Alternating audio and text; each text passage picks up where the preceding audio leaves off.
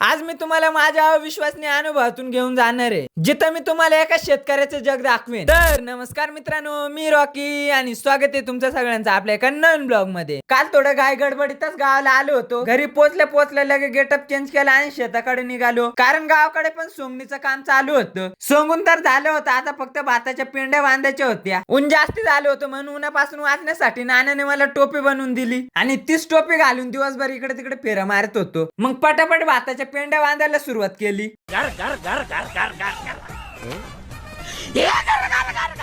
दोन चार पेंड्या बांधून बघितल्या, पण मला काही नीट बांधायला जमत नव्हत्या.